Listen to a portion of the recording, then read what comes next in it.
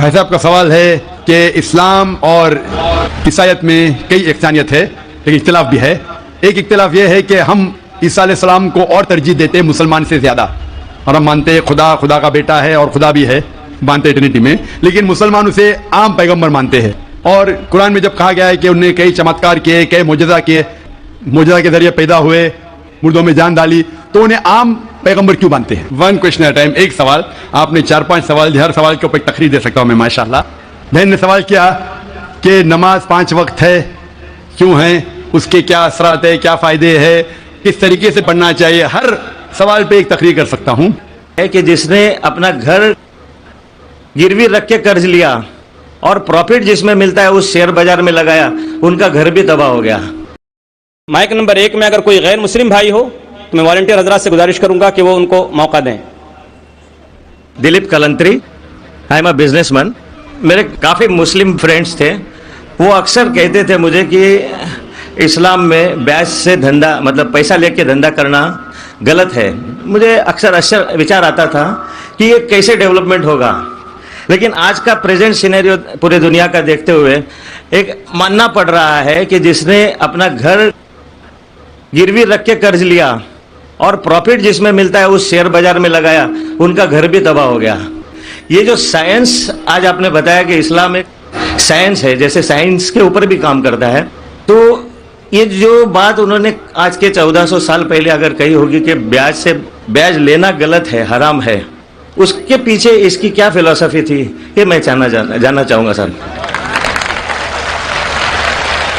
भाई साहब ने बहुत अच्छा सवाल पूछा कि इस्लाम में उनके बहुत से दोस्त, मुसलमान दोस्त कहते हैं कि ब्याज लेना हराम है। वो ये नहीं जानते थे क्यों हराम है, लेकिन अभी पता चला कि जो दुनिया की हालत है इकोनॉमिक मेल्टडाउन में, वो जानना चाहते हैं क्यों ये हराम है। और कुरान मजीद में कम से कम 8 जगह लिखा है ब्याज के बारे में। तो ब्याज लफ्ज है अरबी में रिबा, सूरह निसा में, सूरह इमरान में, और कहा गया है सूरह बकरा में सूरह नंबर 2 आयत नंबर 278 और 279 में कि आप ब्याज से दूर हो, और जो कोई ब्याज से दूर नहीं होगा अल्लाह और अल्लाह के रसूल उन पर ऐलान जंग करेंगे। ब्याज इतनी बुरी बात है, गुनाह कबीरा है, और गुनाह कबीरा में इमाम अज़हबी ने उसे 11वें नंबर पर रखा। 70 गुनाह कबीरा में 11वें नंबर पर रखा। भाई साहब पूछे क्यों बुरा है? क्योंकि ब्याज से अमीर आदमी और अमीर होता है, गरीब आदमी और गरीब बनता है। अमीर आदमी और अमीर होता है, गरीब आदमी और गरीब बनता है। आमतौर पे आप जब लोन देने जाएंगे तो गरीब आदमी को लोन का मिलता है, तो अमीर आदमी बताएगा मेरे पास ये है, मेरे पास वो है, तो उसको लोन मिलता है। तो अमीर और अमीर बनता है, गरीब और गरीब बनता है। इसीलिए कुरान में सूरह अल-हशर में सूरह नंबर 59 आयत नंबर 7 में अल्लाह फरमाते कि ज़कात दो ताकि दौलत इंसानों के बीच घूमे, सिर्फ अमीरों में नहीं रहे। और ब्याज से क्या होता है? इन इस्लामिक फिलॉसफी हम कहते हैं प्रॉफिट एंड लॉस शेयरिंग, मुनाफा और नुकसान को हम बांटेंगे। मुनाफा और नुकसान बांटने से पूरी इकोनॉमी तरक्की करती है। और ब्याज से आप बैंक में ब्याज लेते हैं, मुनाफा या नुकसान 8%, 10%, 12% आपको देना ही देना, नुकसान या मुनाफा। लेकिन तो आप देखते शेयरिंग ऑफ द रिस्पॉन्सिबिलिटी, अगर नुकसान हुआ तो नुकसान शेयर करेंगे, प्रॉफिट हुआ प्रॉफिट शेयर करेंगे। ब्याज में क्या होता है? मिसाल के तौर पर बैंक में, मैं एक लंबी तकरीर दे चुका हूं इस पर, अभी वक्त नहीं है, सिर्फ ये बोलूंगा कि ब्याज में क्या होता है। मिसाल के तौर पे बैंक ए के पास सपोज 100 रुपया है, वो बैंक बी को 10 रुपया रख के 90 रुपया देती है बैंक बी को। बैंक बी उसमें से 9 रुपया रखता है, बाकी का 90% देता है बैंक सी को। बैंक सी 10% रखती, 90% देती डी को, डी देता ई को। तो लोग कहते हैं मार्केट में हजारों रुपये है कितने? 100 रुपया। तो आज की तहकीक कहती है मार्केट में फ्लोट हो रहा है $6 ट्रिलियन, है तो कुछ नहीं, बहुत कम फ्लोट हो रहा है $6 ट्रिलियन। एक जन बेचता है, सब लोग बेचने शुरू होते। लीमैन ब्रदर्स, कौन सोच सकता था कि लीमैन ब्रदर नंबर 1 बैठ जाएगा, उसके बाद सिटी ग्रुप, एक बेटा सब बेचते गए पूरी दुनिया में एक के बाद एक। तो क्योंकि it doesn't improve the society. Islamic पे के अंदर जांच पड़ताल होती, किसको लोन देना किसको नहीं देना, प्रॉफिट एंड लॉस शेयरिंग है। सन 1980 में बैंक फंड करती थी गैम्बलिंग ड्रिंक को, शराब खाने को, कॉमन हो गया। इसके बारे में अगर तकरीर मेरी सुनेंगे, interest free economy promulgated by the Quran, रिबा किस तरीके से हराम है, उसके ऊपर तकरीर मैंने की है। अगर वो सुनेंगे उसमें और डिटेल में मैं तस्करा कराऊं क्यों इंटरेस्ट हराम है। लेकिन इन शॉर्ट वापिस से आज Japan America sending emissaries Islamic bank के बारे में जानने के लिए। हमारी गवर्नमेंट के पास हम गए थे, मैं फाइनेंस मिनिस्टर चिदम्बरम जो फाइनेंस मिनिस्टर थे उनसे जिक्र किया था कि अब इस्लामिक बैंकिंग क्यों नहीं शुरू, इंशाल्लाह करेंगे जब मेरी मुलाकात हुई थी जद्दा में। लेकिन आरबीआई परमिशन नहीं दे रही है क्योंकि उन्हें तहकीक नहीं की। इंग्लैंड दे चुकी है, कई ममालिक दे चुके हैं। इंडिया भी अगर इस्लामिक बैंक हो जिसमें प्रॉफिट एंड लॉस शेयरिंग है, अगर उसकी इजाजत दी तो इंशाल्लाह इंडियन इकोनॉमी भी बढ़ेगी इंशाल्लाह। Hope the answer the question. Mike number 1 में कोई गैर मुस्लिम भाई है तो उनको मौका दीजिए। कृष्ण गोपाल सिंह, पत्रकार। मैं विद्वान श्री नाइक साहब से ये जानना चाहूंगा कि आज के आतंकवाद पर इस्लाम का क्या नजरिया है।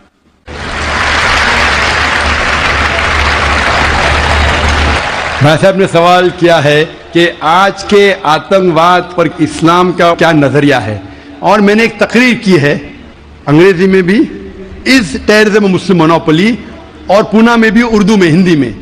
क्या आतंकवाद मुसलमान की विरासत है? ये अक्सर लोग समझते हैं आतंकवाद मतलब मुसलमान होना जरूरी है।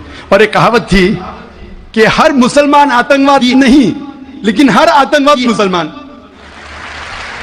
तो इस जुमले की वजह से मैं तकरीर की थी, वक्त की किल्लत है अभी, लेकिन आपने कहा कि आतंकवाद पर इस्लाम का क्या नजरिया है।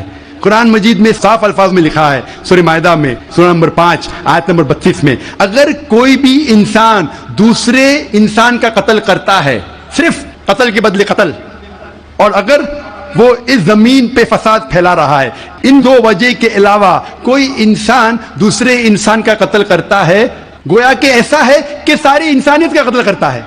कोई भी इंसान दूसरे इंसान का कत्ल करता है, मासूम, चाहे वो मुसलमान हो या गैर मुसलमान हो।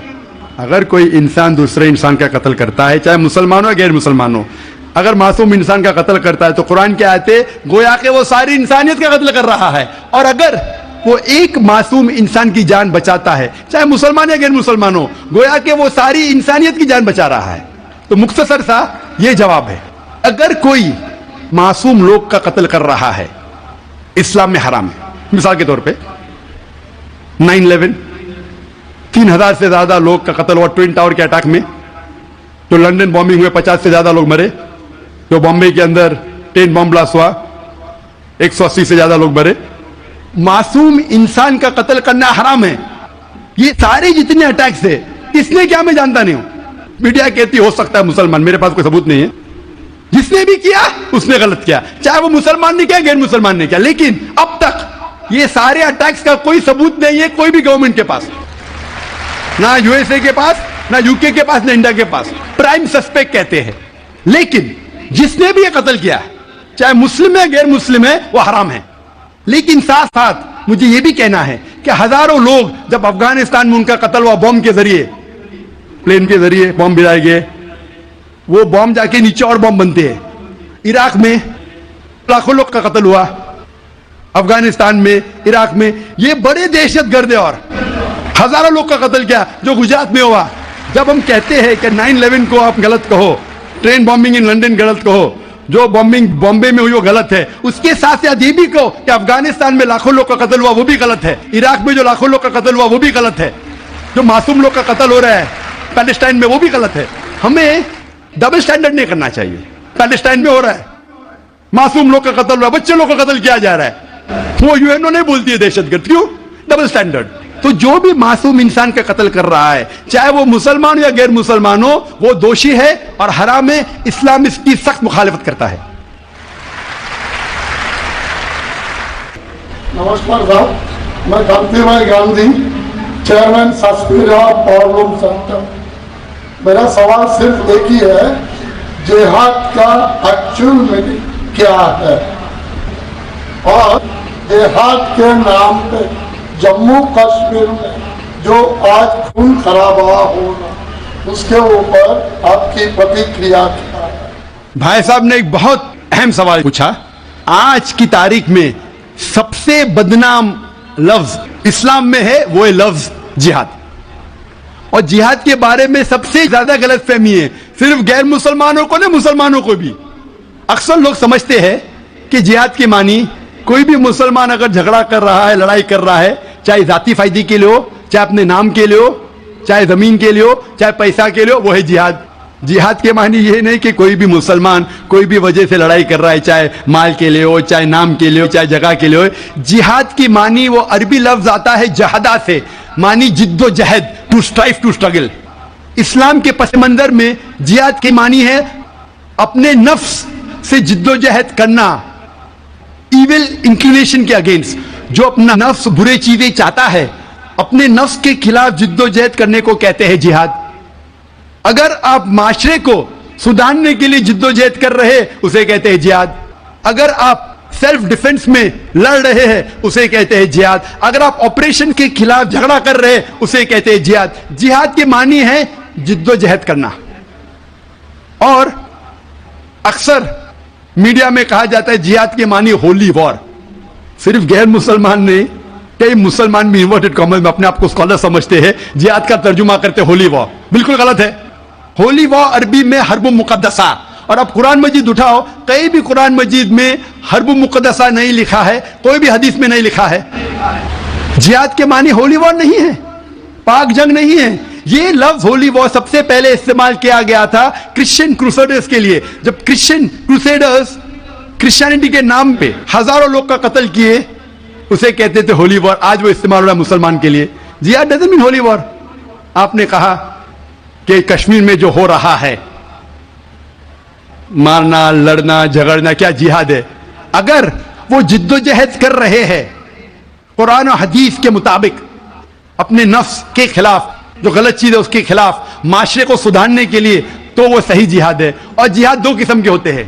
एक होता है जिहाद फी सबीलिल्लाह, अल्लाह के राह में जिहाद जो कुरान और हदीस के मुताबिक है। दूसरा जिहाद है जिहाद फी सबीलिल्लाह शैतान, तो शैतान के राह में जिहाद करना। जिद्दोजहद कर रहे हैं माशरे को बिगाड़ने के लिए, उसे कहते हैं जिहाद फी सबीलिल्लाह शैतान। हर मुसलमान को करना चाहिए जिहाद फी सबीलिल्लाह, जिद्दोजहद कुरान और सही हदीस के मुताबिक। कश्मीर में क्या हो रहा है, मैंने कोई इंटरव्यू लिया नहीं उनका, जो मैं प्रेस में सुनता हूं, मैं इसकी तहकीक नहीं किया हूं। कुरान में लिखा है सूरह हुजुरात में सूरह नंबर 49 आयत नंबर 6 में, जब भी कोई मालूमात आप तक पहुंचती है उसकी तहकीक करो तीसरे को पहुंचाने के पहले। मैं तहकीक नहीं किया हूं, इसलिए कह नहीं सकता हूं कौन सा जिहाद है। लेकिन ये जो लड़ने झगड़ने की बात हो रही है, जो लोग अक्सर मुसलमान को दोषी ठहराते हैं, मैं आपसे पूछना चाहता हूं कि आपने महाभारत पढ़ी?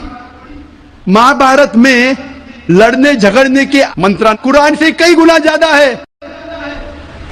महाभारत में लड़ने के श्लोक मंत्र कुरान मजीद से कई ज्यादा है। भगवत गीता एक महाभारत का हिस्सा है, 18 जुज, 18 चैप्टर्स अनुशासन पर्व के, जिसमें श्री कृष्ण अर्जुन को एडवाइस देते हैं, समझाते हैं। जब हम पढ़ते हैं भगवत गीता चैप्टर नंबर 1 मंत्र नंबर 43 से 46 तक के, अर्जुन कहता है, अपने जो हथियार है जमीन पर रख के अर्जुन कहता है कि मैं इस मैदान जंग में निहत्था मरने को पसंद करूंगा बनिस्बत अपने रिश्तेदारों से लड़ूं और झगड़ा करूं। चंद श्लोक बाद Bhagavad Gita chapter number 2 verse number 2 और 3 श्री कृष्ण कहते, Arjun how can you be so important. Hindi में तर्जुमा करूंगा, आप नपुंसक कैसे बन गए? क्षत्रिय का धर्म है लड़ना, और आप अगर लड़ेंगे तो आप जाएंगे स्वर्ग में। भाग्यवान है वो क्षत्रिय। Bhagavad Gita chapter number 2 verse number 31, भाग्यवान है वो क्षत्रिय जिसको लड़ने का मौका मिलता है। तो क्या भगवत गीता गलत है? इस पस मंजर में हम जानते हैं कि यहां श्री कृष्ण कह रहे अर्जुन से हक के लिए लड़ो। मैं अगर ये कहूंगा कि भगवत गीता कहता है, श्री कृष्ण कहते हैं कि अपने रिश्तेदारों का कत्ल करो, यह शैतानी हरकत है, पस मंजर के खिलाफ है। अगर मैं ऐसा कहूंगा कि श्री कृष्ण कह रहे अर्जुन से रिश्तेदारों का कत्ल करो, तो ये शैतानी हरकत है। मैं तालिब इल्म हूं इस्लाम और दीगर मज़ाहिब का, मैं भगवत गीता पढ़ चुका हूं। इसका पस मंजर यह है, श्री कृष्ण कह रहे हैं कि हक के लिए, सच्चाई के लिए लड़ो, चाहे वो आपके रिश्तेदार हो। तो सही है, उसी का जिक्र कुरान में है। जितने आयत अरुण शूरी और जो इस्लाम के एनिमीज है जो कोट करते हो पस मंजर में, वो हक की लड़ाई है। जिस तरीके से भगवत गीता महाभारत में कई ज्यादा कुरान से ज्यादा लड़ने की आयत है, तो इसीलिए जब पस मंजर देखते पता चलता है उस किताब में क्या लिखा गया है। तो इस पस मंजर में मैं भगवत गीता के साथ हूं जब वो कहते लड़ने के लिए कि हक के लिए रिश्तेदार से भी लड़ो। वही आयत कुरान में सूरह निसा में सूरह नंबर 4 आयत नंबर 135 में, या अय्युहल्लज़ीना आमनू, सूरह निसा सूरह नंबर 4 आयत नंबर 135 में, या अय्युहल्लज़ीना आमनू, ए ईमान वालो, अल्लाह के लिए हक की गवाही दो। हक के लिए बी विटनेस टू अल्लाह सुब्हानहू व तआला, चाहे वो अपने आप के खिलाफ हो, चाहे आपके वालिदैन के खिलाफ हो, अमीर या गरीब। मतलब अगर गवाही देने के हक के लिए चाहे खुद का भी नुकसान हो फिर भी हक की गवाही दो। तो ये था इन शॉर्ट अबाउट जिहाद। Hope that answers the question. खवातीन में कोई नॉन मुस्लिम हो तो सवाल कर सकती हैं। That's it, Archana Gura. I'm working as a area sales manager in pharmaceutical company. I wanted to ask a question. जो 5 टाइम की नमाज बोली गई है वो अलग अलग वक्त पे इंसानी जहन और जिस्म पर क्या क्या इफेक्ट डालती है या क्या क्या असर करती है, और ये नमाज का तरीका उसको भी आप थोड़ा सा एक्सप्लेन करिए जो साइंटिफिकली बैकग्राउंड हो। Thank you. One question at time, एक सवाल। आपने 4-5 सवाल दिए, हर सवाल के ऊपर तकरीर दे सकता हूं मैं माशाल्लाह। बहन ने सवाल किया कि नमाज 5 वक्त है, क्यों है, उसके क्या असरात है, क्या फायदे है, किस तरीके से पढ़ना चाहिए। हर सवाल पे एक तकरीर कर सकता हूं। अल्लाह सुब्हानहू व तआला ने नमाज मुसलमानों पे फर्ज किया है ताकि जिस तरीके से डॉक्टर कहते हैं कि इंसान को अच्छी सेहत रखने के लिए कम से कम 3 बार खाना खाना चाहिए, उसी तरीके से अल्लाह सुब्हानहू व तआला हमारे खालिक है। अल्लाह ने कहा है कि कम से कम 5 बार नमाज पढ़ो। इतनी बुराइयां हैं, इतनी गलत चीज है। और मैं तकरीर किया हूं सलाह द प्रोग्रामिंग टुवर्ड्स राइचियसनेस, सलाह किस तरीके से इंसान को सही रास्ते पे रखती है। तो सही रास्ते पे रखने के लिए हाई चांसेस है, हाई पॉसिबिलिटीज है, इम्कानात है कि हम इतनी बुराई देखते हैं, वी कैन गेट डीप्रोग्राम्ड। तो रीप्रोग्राम करने के लिए कम से कम 5 वक्त जरूरी है इंसान को नमाज पढ़ने के लिए।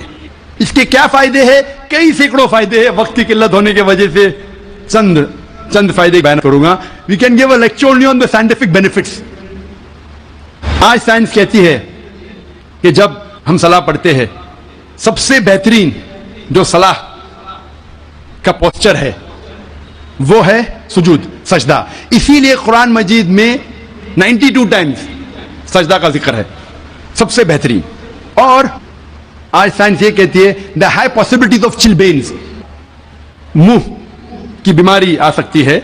जब हम सजदा करते हैं तो extra flow of blood supply into the face, और खून दौड़ता है मुंह की तरफ, लेस चांसेस ऑफ हैविंग चिलबेन, चिलबेन होने के इम्कानात कम हैं।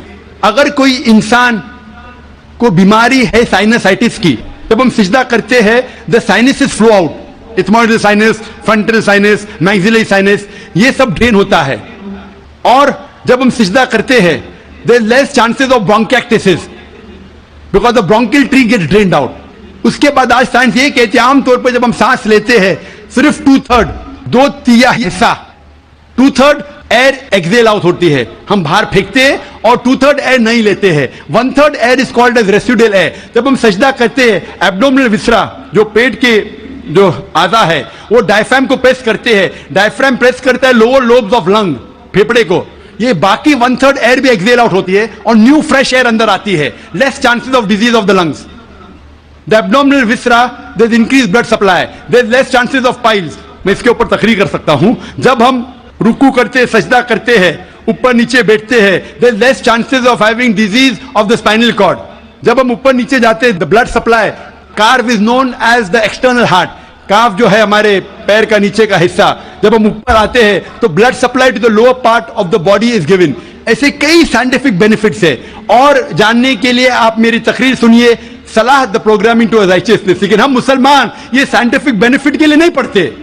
अल्लाह और अल्लाह के रसूल ने कहा नमाज पढ़ो, हम पढ़ते हैं। ये साइंटिफिक बेनिफिट साइड डिशेज है, साइड डिशेज है जो गैर मुसलमान को शायद मुतासिर करे। हमारी बिरयानी मेन कोर्स मील है अल्लाह को राजी करने के लिए, अल्लाह का शुक्रिया अदा करने के लिए, अल्लाह से हिदायत पाने के लिए। जी भाई साहब। Brother, my name is Stanish Gill. I am a businessman, and I should say that it's a privilege and honor to stand in front of you and talk to you. Brother, I am a Christian believer. Now, with my limited understanding, what I understand is there are major similarities between both of the religion, but at the very same time, there are some differences. Like in Islam, Jesus Christ is not given the same kind of importance what we give, like he has been treated as normal prophet. This is my limited understanding. What I wanted to understand, the major difference is we give more importance to Jesus Christ. After God, we believe in God, Father, Son and the Holy Spirit. Now we believe in Jesus, we give him more importance than other prophet, and we give importance to Holy Spirit. Now in Jesus Christ, we all know that Jesus Christ was born miraculously. And if I have to take what I have heard from you in your TVs here, like his entry and exit was miraculous. He did so many miracles when he was there, and he will be back in the judgment day.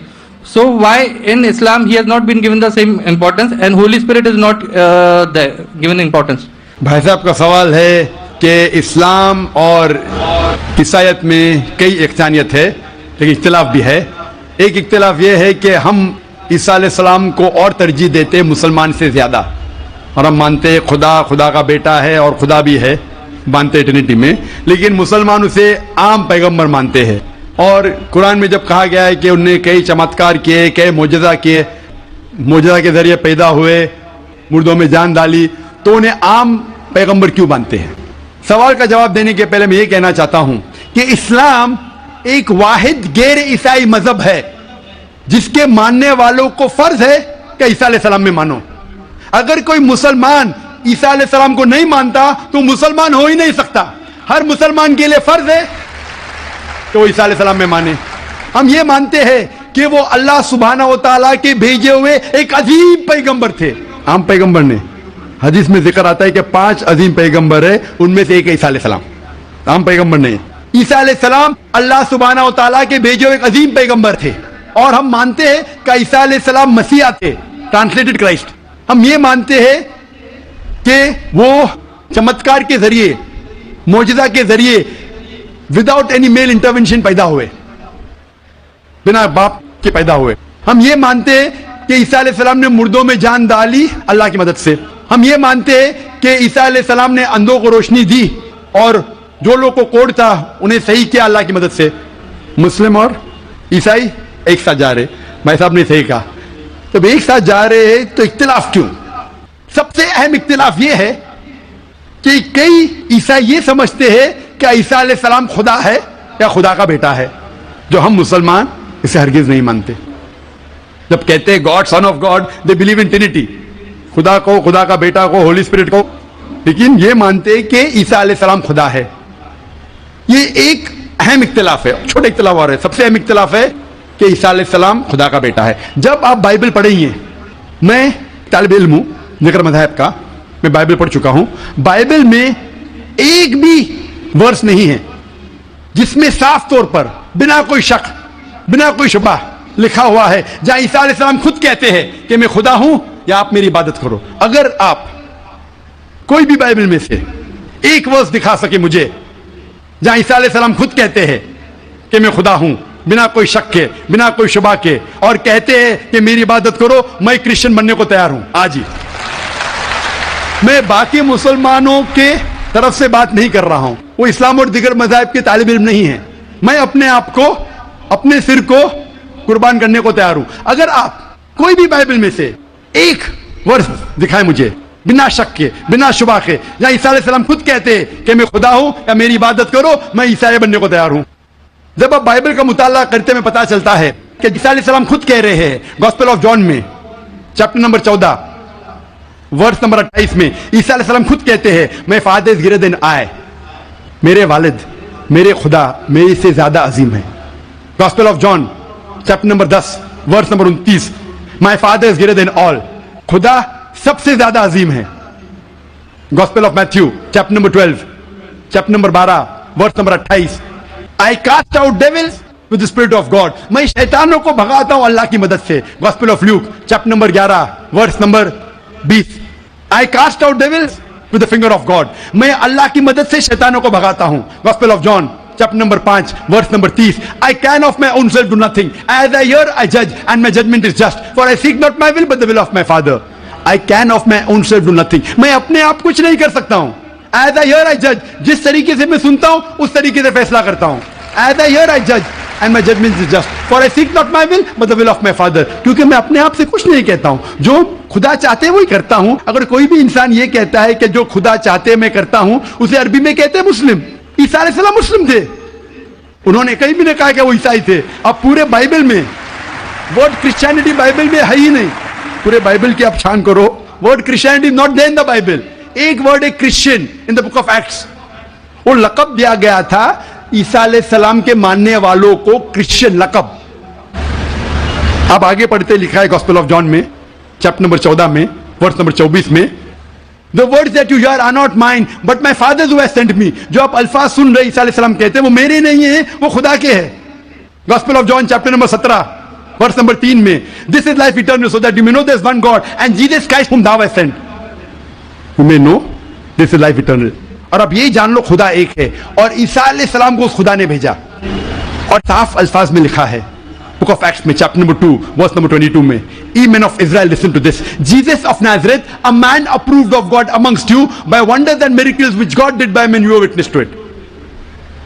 ऐ इज़राइलो सुनो, Jesus of Nazareth, Jesus जो नसारा के थे, a man approved of God, एक इंसान है जिसको खुदा ने चुना आपके बीच, amongst you by wonders and miracles, और उसके जरिए चमत्कार दिखाए, मौजज़ा दिखाए, wonders and miracles which God did by him, और खुदा ने उनके जरिए किए. तो ये साफ बाइबल कह रहा है कि ईसा अलैहिस्सलाम एक इंसान थे, आम नहीं थे लेकिन पैगंबर थे, लेकिन खुदा नहीं थे. और जितने भी चमत्कार मौजज़ा किए वो खुदा ने उनके जरिए किए.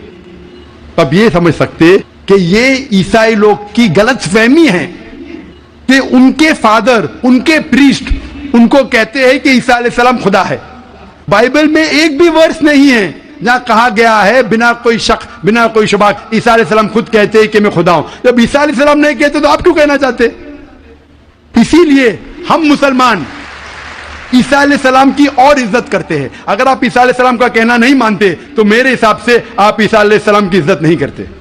तो ये कहना कि ईसाई ईसा अलैहिस्सलाम की इज्जत और करते हैं, बिल्कुल गलत है. हम मुसलमान ईसा अलैहिस्सलाम की इज्जत और करते हैं. अगर आप तहकीक करेंगे ईसा अलैहिस्सलाम की खतना हो चुकी है, क्या क्रिश्चियन लोग खतना करते, मुसलमान खतना करते? ईसा अलैहिस्सलाम आप देखेंगे बाइबल में लिखा हुआ है, क्या आपको हर एक चीज बाइबल की फॉलो करना चाहिए. लिखा है बाइबल में in the book of Leviticus chapter number 11 verse number 7 to 8, क्या आप सूअर का गोश्त मत खाओ, खीर का गोश्त मत खाओ. Book of Deuteronomy chapter number 14 verse number 8, book of Isaiah chapter 65 verse number 2 to 5. हम सूअर का गोश्त नहीं खाते, आप लोग खाते. हिजाब करना है लिखा है बाइबल में 1 Timothy chapter number 2 verse number 9, first book of Corinthians chapter number 11 verse number 5-6. हम हिजाब करते, आप नहीं करते. तो इसीलिए ईसाई का मतलब ये अगर है कि ईसा अलैहिस्सलाम का कहना मानना, तो हम मुसलमान ईसाई से ज्यादा ईसाई है. अगर ईसाई का मानना यही का ईसा अलैहिस्सलाम को खुदा मानना, तो हम ईसाई नहीं है. लेकिन ईसाई के मानी ये है कि ईसा अलैहिस्सलाम का कहना मानना, तो हम मुसलमान ईसाई से ज्यादा ईसाई है. और मैं आपको दावत देता हूं कि आप भी और अच्छे ईसाई बनो और इस्लाम को कबूल करो और ईसा अलैहिस्सलाम की और इज्जत करो. Hope that answers the question. एक सवाल की गुंजाइश है. मैं सिख भाई से कहना चाहता हूं कि आप अपना सवाल मुख्तसर तौर पर और शॉर्ट में करें. मैं कहूँगा, मेरा ये सवाल ये है कि हमारे सिख धर्म और हिंदू धर्म में जानवर का गोश्त खाना सख्त मना है. गुरु नानक साहब ने एकदम सख्त मनाही दी है. लेकिन मैं ये जानना चाहता हूँ कि आपके कुरान में भी इस तरह कहा गया है कि आप जानवर का गोश्त खा सकते हैं? भाई साहब, वक्त खत्म होने की वजह से हमें लिहाज रखना चाहिए. जो ये रूल है देश का, कुरान मजीद में कई आयतें, सूरह नहल सूरह नंबर 16 में, सूरह माइदा सूरह नंबर 5 आयत नंबर 1 में, जहां लिखा गया है कि वो जानवर जो हलाल है, जो चौपाइये है, मिसाल के तौर पे भेड़, बकरी, गाय, इसका गोश्त खा सकते हैं. जो ममानियत है वो सूअर का गोश्त. उसके अलावा जो भी हर्बिवरस एनिमल है, जो घास फूस खाते हैं, वो जानवर को अगर बराबर से ज़बह किया गया है उसको आप खा सकते. और मालूमात के लिए आप मेरा डिबेट देखिए, is non veg food permitted और prohibited for the human being. व आखिर दावाना अल्हम्दुलिल्लाहि रब्बिल आलमीन. एक ज़रूरी ऐलान. आपने अल्हम्दुलिल्लाह सब्र का दामन थामे रखा और साथ दिया इस प्रोग्राम को कामयाब बनाने में. अब आखिरी वक्त है अभी जाने का, सब लोगों के निकलने का. एग्जिट एक ही है, इसलिए इंतहाई इत्मीनान के साथ, मुसलमान वो है जिसकी जबान और हाथ की तकलीफ से दूसरा मुसलमान बचा रहे. इसलिए इत्मीनान के साथ, आहिस्तगी के साथ तशरीफ लेकर जाएं. जज़ाकल्लाह.